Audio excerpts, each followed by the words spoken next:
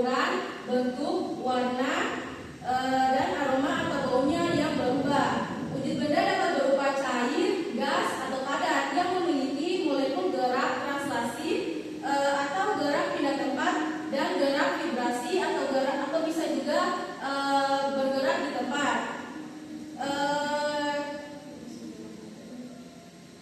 Di sini ada beberapa macam-macam perubahan wujud benda. Yang pertama itu mencair.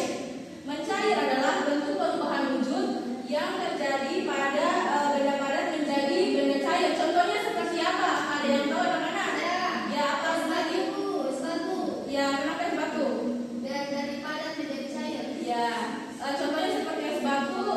Ketika dipanaskan dia akan mencair. Yang kedua membeku. Membeku adalah bentuk perubahan wujud yang terjadi pada benda cair menjadi benda padat. Contohnya seperti apa? Dari padat ke cair. Contohnya seperti apa, Susi? Ya, es batu. Ya, jika contohnya seperti membekukan air di freezer kulkas.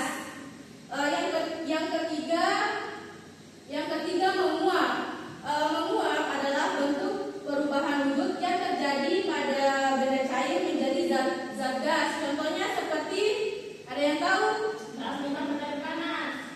Iya, contohnya seperti ketika kita merebus air panas, maka ketika mendidih airnya akan menguap. Yang keempat mengembun. Mengembun adalah bentuk perubahan wujud yang terjadi pada benda gas menjadi benda cair. Contohnya seperti gelas kaca yang mengembun karena berisi air dingin atau es batu. Yang kelima menyublim. Menyublim adalah bentuk perubahan wujud yang terjadi pada benda padat menjadi benda material gas. Contohnya seperti apa? Ada yang tahu anak-anak? Tidak ada? Tidak ada, Bu. Contoh, ya ibu jelaskan contohnya. Contohnya seperti ketika meletakkan kartu barus di dalam suatu ruangan, maka lama-kelamaan benda padat itu akan habis dan menyublim ke udara. Yang keenam mengkristal. Mengkristal adalah bentuk perubahan wujud yang terjadi pada material gas menjadi material yang lebih padat. Contohnya seperti botol madu. Kalian tahu kan botol madu? Ya, tahu. Ya, lama-kelamaan dia akan muncul kristalisasi gula lama-kelamaan seperti itu. Mengerti anak-anak? Ya. Di sini ibu punya contoh. Ini dari benda padat. Ketika dipanaskan dia akan mencair. Nah, benda seperti ini.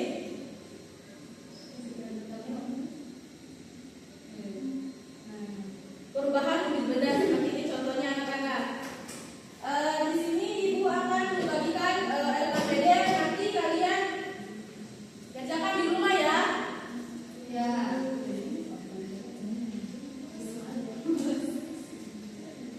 Ya. Sekarang kita masuk pada materi kelas 4